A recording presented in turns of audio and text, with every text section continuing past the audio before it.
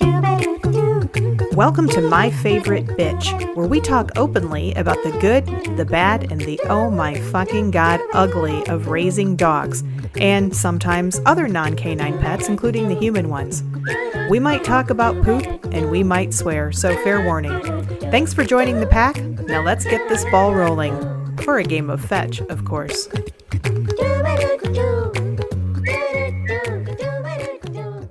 Hey everybody, welcome to My Favorite Bitch.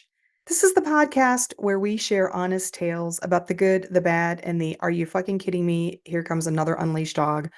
Ugly of raising dogs and other pets. I'm your host, Beth Campbell. Thank you for being here. I'm so happy that I'm picking up some of these My Favorite Bitch podcasts in frequency because, as I mentioned last week, I wasn't really sure that I was going to do anymore. It was a time thing, and I don't know. I just had focus everywhere. I'm a writer. I have 2 books published, Where the Hell is My Bacon and From Blah to Badass, both great books if you're struggling with shitty leadership. So check them out on Amazon. And I have another podcast, the Cafe Grip Podcast, kind of a similar theme. It's about finding fulfillment in life and career, and as we get into our middle ages, etc. And this one I enjoy doing. It's a fun one to do, but as in the day-to-day, sometimes there's really not a lot to talk about, or I am just focused elsewhere. But I love this. And last week I picked up because I was inspired by a video or a meme of somebody who wanted us to be careful with the feelings of people who have unleashed dogs that come at you, because it's not going to help the situation. Let's console them, or let's just not make them uncomfortable. Bullshit, whatever. Well, today, I'm going to do this podcast, and then I'm just going to throw it out to the universe because I feel like I'm maybe attracting this energy. But today, I had an incident with Moxie on our daily walk, and for the first time ever, I actually sprayed pepper spray on a dog that came out and in the road after us. And I'll talk about that in just a minute. I don't like that I have to carry some sort of protection. But I do, and I do that because my job is to protect my dog and myself. And I have carried a pepper spray because they're legal at most places and convenient. You can go to the local hardware store and get them. And I think in most cases, they will deter that small percentage of dogs that is not going away. I believe that most dogs, and I think there are statistics to back this up, and if you listen to good trainers, you'll hear similar things. Most dogs will not continue to come at you. They're territorial or whatever, but if you face them and be big and loud, they will leave you alone. And that has been my experience almost 100%. I've not ever encountered a truly aggressive, the small percentage of dogs that won't go away. And by the way, spoiler, I don't think that the dog that I encountered today was of that type either, but the circumstance warranted extraordinary measures, which in the grand scheme of things in weapons is not that extraordinary. And you will find out that it really was not that extraordinary, but in any case. So as I said, I have carried a pepper spray on my person when I'm out walking with myself or with my dogs, or with my dog, current dog, my lovely little Moxie Blue Yule. She's a two-year-old silver Labrador Retriever. Sweetest little thing in the world. I love her so much. I can't even think about it. Oh, she's my girl, heart and soul. But my job when I'm out walking, in addition to all of the other things that benefits that walking provides, and check out one of my previous podcasts on this channel where I talk about the benefits of walking. But one of my jobs, in addition to getting my dog exercised and enriched and stimulated and all those things, is to protect her. That's my number one job. Safety is number one. It's at the bottom of the pyramid. That's the core. And even before I had dogs, I had enough encounters with stray dogs or people that had their dogs off leash in areas that they shouldn't have been off leash, where they came at us and they didn't have good recall. I have had enough of those experiences where I have for a very long time carried a pepper spray or a spray pepper gel on my person just in case. Over 20 years, probably 25 years. And in all of that time, I have never once had an encounter where I had to actually spray the pepper spray. I have had certainly dozens of instances where I have pulled out my pepper spray and had it at the ready. In my current neighborhood, which I also have talked about in one of my earlier episodes of the My Favorite Bitch podcast, I have several neighbors who consistently, their dogs consistently come out into the road aggressively, and it's been problematic. So for those houses, and there are three or four of them, when I'm getting close to the house, I always make sure that I'm well in the road so that no one's going to say, well, you were on the curb or whatever. We're well in the road. And then I pull out my pepper spray gel just to have it at the ready in my hand, right? I'm not looking to spray a dog. In 25 years. I've never sprayed a dog. Been very, very fortunate, even though I've had probably hundreds of encounters, certainly at least 100. But there are a few houses around here where I just in case. So, and I know a couple of these houses, even though they have not been successful at coming at my dog or myself, have put their mouths or come out aggressively at people that I know. So my next door neighbor has two labs, and I saw a police car at her house one day, and she, a couple days later, she was walking her dogs, and she told me that a few doors down, there's a dog that it has had all kinds of problems. Their fence either didn't work, their e-fence didn't work, or they didn't use the batteries, and they ended up putting like a sort of a shitty fence in the back, but the dog jumped the fence. At some point, came out at her and bit her dog. That's just a few doors down from me right now. Another friend, I passed her along her again. She's got a lab mix, and she told me that there's a house on the corner not too far from us. We pass it very frequently, Moxie and I. And they had two German shepherds, and one of them came out into the road. Again, I believe they have an e-fence or something, but apparently it wasn't working, or they didn't have the collars on, or the dog just didn't give a shit. So it came out, and she came at her and her dog, and she warned me when I was passing. So I'm not just a Karen out here looking to spray dogs. I don't want to have to. I know it's not the dog's fault. It's never the dog's fault when the dog is untrained. It is always the owner's fault. And if I could, I would pull this pepper spray, and I prefer to spray the owner because they're the ones that really need it. But so subsequently, I carry pepper spray, and I've pulled it out many times, but I've never used it. And it's not frequent that I pull it out here, even in my neighborhood. It's only when I'm passing one of these three or four different houses where the dogs are known to come out into the road, not up to the curb. I'm talking into the road. And there's a reason to believe that they are not going to be successfully recalled based on experience, or that they're just going to ignore whatever training that they've had. So this morning, Moxie and I took this lovely walk. It is a beautiful day here in Central Virginia. It's January, last week in January.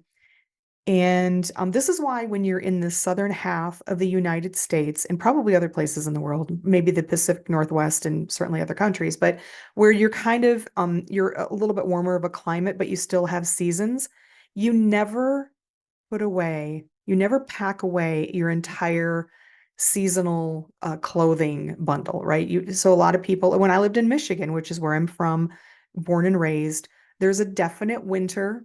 And yeah, you might get a few days where it's sort of early spring like and it's wonderful, but you don't get days where you think, I'm going to boil if I don't wear my shorts. And today is one of those days. So it is going to be like early summer in Virginia, 68 degrees Fahrenheit. And I'm sorry for those folks who are not in the US. I should have a calculator out here. It's probably something like, someone told me once, there's a calculation, double it and add 30. So if I subtract 30, 20, so 14, it's probably 14 degrees Celsius here, but just beautiful. This morning it was almost that in temperature, so I'm out with my shorts. So just to set the stage, clear skies, the sun is shining. Moxie and I are out on a lovely walk. I actually took a long walk today. Normally we're about 1.3, 1.5 miles. We did a 2-mile walk today. We were coming around one of the houses that I know. There is a dog that since I've moved here, before I had Moxie, when I had no dogs, when I would just walk myself, frequently the dog that belongs to this house would come out into the road. Now, I believe that it has an e-fence. I don't know for sure, but I believe it does. It wears what I believe is an e-collar associated with an e-fence. But either that fence line is so close to the road and there's a buffer, or the dog just doesn't give a shit, or maybe they don't use a battery. I've encountered that before. I mentioned a little bit last week a lady that in my last house who I challenged her when her dog came at me several times, and I said, "Well, maybe you need an e-fence," and she said, "Well, I have one." I said, "Well, maybe you need to use batteries or use the e-collar." But anyway, I can't fix stupid people. I can't. So anyway, we're coming up to this house. It's on a curve, kind of a blind curve. And because I know this house and because I've experienced probably half a dozen times this one of her dogs, she has several. She may foster, I don't know, but I have experienced one of these dogs coming out into the road, well into the road, and multiple times. So I always prepare because my first priority is to prevent an issue. I don't want the dog to come in the road. I'm not looking for the dog, but again, ultimately, I have to protect myself and my dog. So I pull out my pepper spray. I just get it in my hand. We're on the left side of the road, facing traffic, passing this house. It's kind of on a weird curve, so it's not like we can easily go to the other side of the road and truly avoid this. It's just a weird little intersection in our neighborhood. And I see as I'm walking around, and I've got my pepper spray in my right hand. I'm right-handed, and I have Moxie in on the leash, short up in on my left, and we're a couple feet into the road. And I see the woman is packing her car, and I see on the lawn a lighter colored dog who I'm not familiar with. I think she may foster. I don't know for sure, but or maybe that's just a dog that doesn't come and come after me. So I had my eyes on the white dog though, because I don't know because there are a lot of different dogs there, and I'm not sure. I think it's a darker dog that's coming after me, but I don't know if this one is going to be too. So I see a dog sitting there. There's no fence. I've had a history with this house. Of course, I'm on alert. She's packing her dog. She says good morning, and I said very friendly, good morning.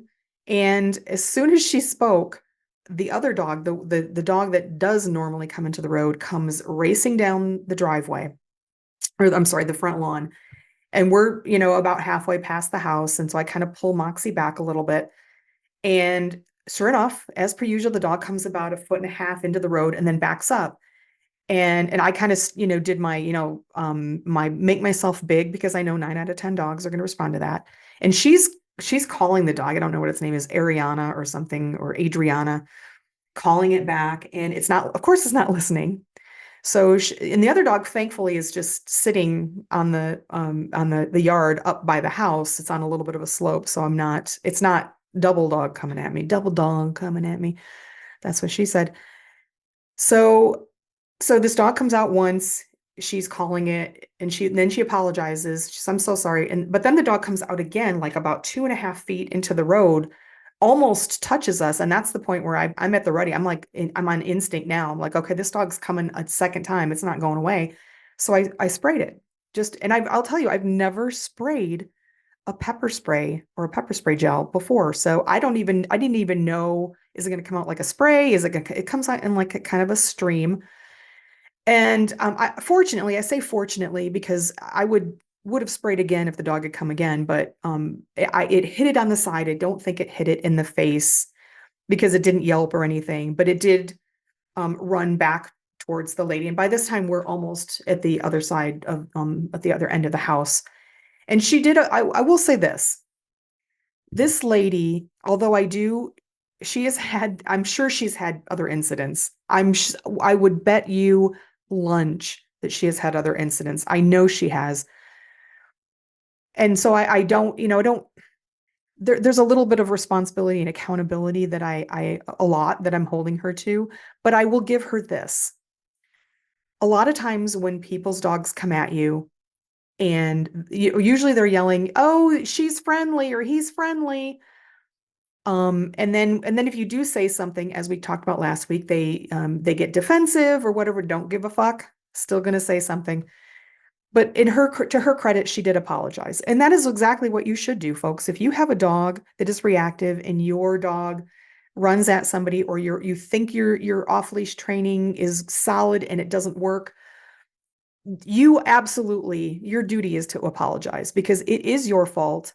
It is your fault for your training is not adequate, and it is your dog, and you're liable for any harm that happens to come to any other dogs if your dog is off leash in the vast majority of cases. So I will give her, I did appreciate that she apologized. And I said so. I said, I appreciate your apology. I said, but this is not the first time this has happened. And she, by then I was kind of walking away, and I was actually talking to a friend on the phone. So, and she was like, what happened? What just happened? So the first time ever, and certainly since I've been carrying a pepper spray or pepper gel 25 years, I actually sprayed a dog. And again, I don't think that the dog probably was hurt. I don't think it hit. I think I kind of like hit sort of like the ear. Now maybe the woman will touch it, or the other dog will touch it, and they'll get a little burn. But you know what? Not my problem. My job is to protect my dog. My dog is my number one priority. And not harming your dog or not preventing your dog is not, that's not even in my realm of thought. So I appreciate that she said something, but of course I did make a comment. I don't think that's going to fix anything, because I'm sure people have said things before. I'm sure that I've had an incident where she's been out there and the dog has run and she's done this kind of a similar thing. But folks, you really should not feel guilty at all about protecting yourself. Now, I do think that there is a reasonable expectation that it's just like with driving. So you watch videos like on TikTok or Reels or whatever, YouTube, and you'll see people, they have a lot of these things. They're like, who's at fault? And it's a traffic incident. And you'll see people where it's clearly somebody has like backed out of a driveway right in front of someone, or turned right in front of someone, but some of them are a little bit more ambiguous. And there is, in many municipalities, there's a reasonable, I can't remember how they term it, but there's a reasonable expectation that you try to avoid an accident. So if a car turns out in front of you, and it's 500 feet ahead, and you're going 25 miles an hour, and you have time to stop, but you still crash into it, you might be liable even though they turned in front of you. So I do believe that as dog walkers, we have a responsibility. Oh, I'll do a whole other podcast about dog walkers who put themselves in positions where their dogs are going to get attacked, instead of trying to avoid it. Because I think your first choice, your first decision should be to avoid. And if I could have avoided by going way across the street, I think the dog still probably would have come out. But again, it was just a sort of precarious intersection where there's an island and three ways for the traffic to go. And it's just not, and it's morning traffic, which was not huge. But any case, we have a responsibility to try to avoid. But if you cannot avoid, or if you're caught off guard, like a month or two ago, we were walking and there was a pointer, I don't know, same area. So it seems to be like the Bermuda Triangle in my neighborhood of people that just don't fucking keep their dogs secured in that area, that triangle area. I heard something behind me, and I was like, what is that sound? And I turn around, and there is this pointer just fucking cheetah speed coming down the road right at us. Fortunately, was one of the 9 out of 10 where as soon as I put my girl behind me and faced it. But and I didn't have my pepper spray at the ready. But if he had come and continued to come, I have a quick clip, he would have gotten it too. So sometimes you're caught off guard. Of course, I try to avoid, but and I do feel bad that I had to spray this dog. I would have felt worse if I had hit it in the eye, which is what the intent is. But it's not really the dog's fault. I don't think that this dog is like a horrible, I know it doesn't have good behavior because these people have this sign at the end of their driveway saying these dogs are not well behaved, so please Amazon leave your stuff here. So they're known to not behave. But is this dog like the most aggressive dog? It's gonna like, tear me apart. I don't know, probably not. But the point is, I don't know. I don't know, and you don't know. So when people have their dogs off leash and they're coming at you and they're saying, oh, they're friendly, don't worry.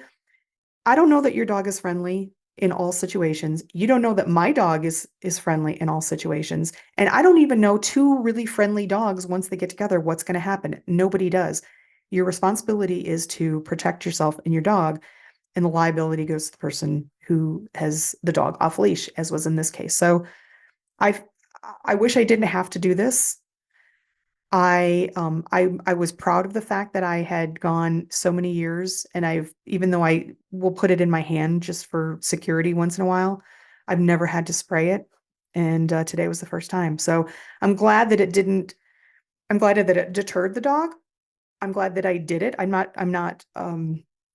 don't regret that I did it because again, it was instinctive protecting my dog. But I just wish that I wasn't put in positions where I felt like I had to use some sort of extraordinary measure. So that is my tale of the first time that I ever had to pepper spray a dog, which was today. And hopefully will never happen again. But I will guarantee you, if we're walking by that house, Mama's going to pull out her little pink protector, and I'll use it if I have to. So anyway, tell me about your experiences with unleashed dogs. Do you carry any kind of protection? Or preventative? Do you carry pepper spray? Do you carry any other kind of protection? What are some of the encounters? Have you ever had an encounter with an unleashed dog who was aggressive and didn't stop coming at you? I want to hear about all of your unleashed dog encounters in the comments, or you can reach out to me. I am at bethannecampbell.com. For the My Favorite Bitch podcast, you add a /MFB, and that's Beth Ann with an E. I'm also on Instagram and Threads, Facebook, and of course, LinkedIn if you're of the professional type. Although I don't really do a lot of my Favorite Bitch stuff on there because LinkedIn doesn't like swear words.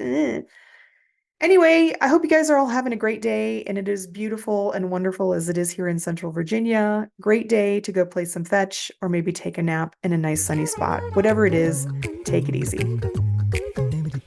Thank you for joining My Favorite Bitch, where we don't hold back about what it's like to raise that little fucker of a pet. We hope you had fun. I'm your host, Beth Ann Campbell, and you can reach me on Instagram or Facebook as TheBean67, that's TheBeann 67, and also on Instagram as Moxie Blue Yule. That's my dog's site, she insisted.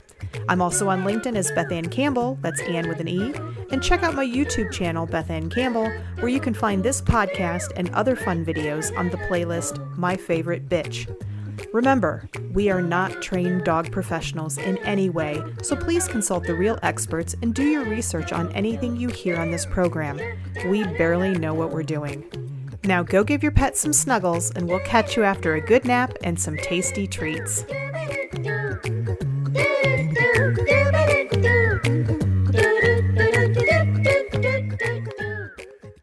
My Favorite Bitch is produced by Beth Ann Campbell and is a product of Beth Ann Campbell, LLC, all rights reserved. Go fetch, Moxie! Good girl!